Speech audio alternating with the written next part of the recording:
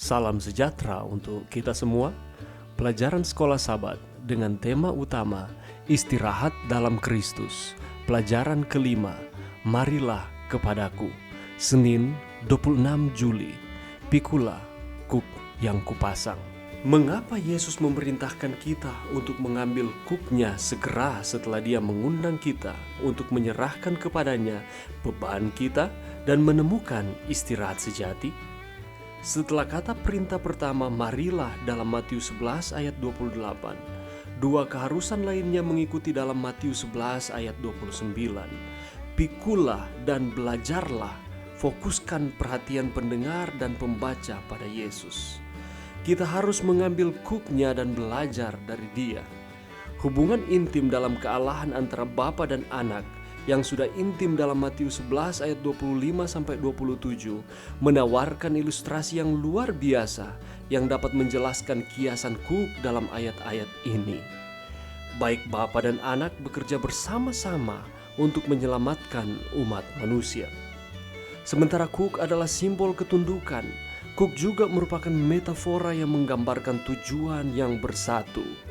Kita tunduk kepada kuknya dan menerima tugas yang Dia berikan kepada kita untuk memberkati orang-orang di sekitar kita.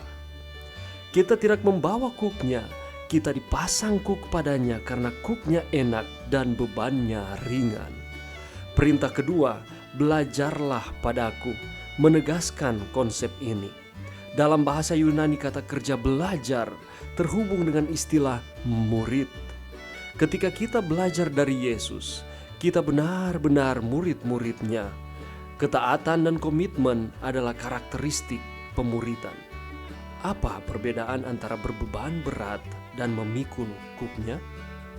Kuk adalah metafora umum dalam Yudaisme untuk hukum. Kisah Para Rasul 15 ayat 10 menggunakannya untuk merujuk pada hukum sunat. Galatia 5 ayatnya yang pertama mengontraskan kebebasan yang ditawarkan Yesus dengan kuk perbudakan yang merujuk pada hukum sebagai sarana keselamatan.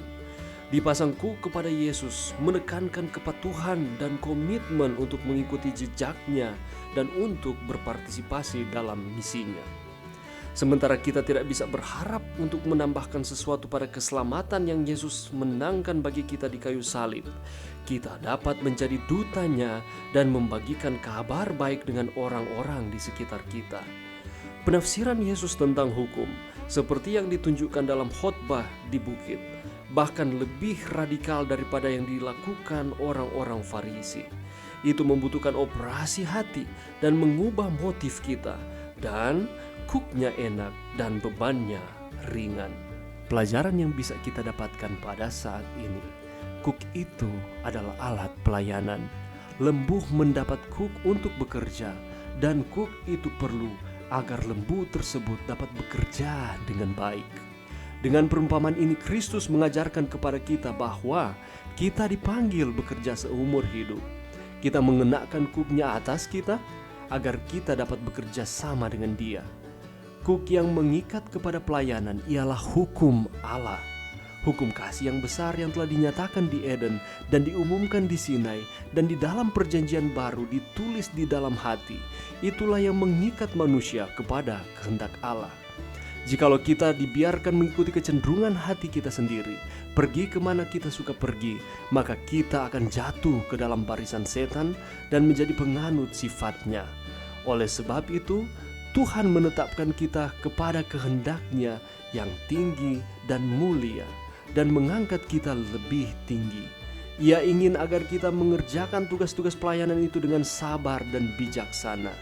Mengenakan kuknya adalah menyerahkan kepada kehendak-Nya, dan dalam penyerahan kepada kehendak-Nya, kita memiliki pengertian tertinggi dari kebebasan dan pengertian terbesar dari kedamaian.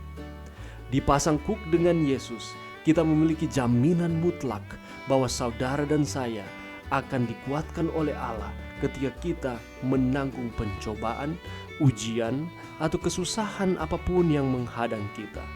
Istirahat yang Kristus berikan kepada kita adalah jaminan bahwa Dia ada di samping kita untuk memampukan kita berkembang dalam setiap tantangan kehidupan. Kita menuruti akan hukum, menuruti akan perintah Allah bukan untuk mencari-cari keselamatan, tetapi justru bukti dari keselamatan yang Tuhan sudah berikan kepada kita. Kita terima keselamatan tersebut. Bukti nyatanya ialah dengan menuruti akan perintah-perintah Tuhan. Itulah sebabnya dalam Yohanes 14 ayat 15, jikalau kamu mengasihi aku, kamu akan menuruti akan perintahku. Mari berdoa. Terima kasih Tuhan atas firman yang kami boleh dapatkan pada saat ini. Bantu kami Tuhan untuk kami dapat memikul kuk yang Engkau pasang di dalam kehidupan kami, dan kami dapat belajar daripada Tuhan. Terima kasih Tuhan. Ini doa kami di dalam nama Yesus kami berdoa. Amin.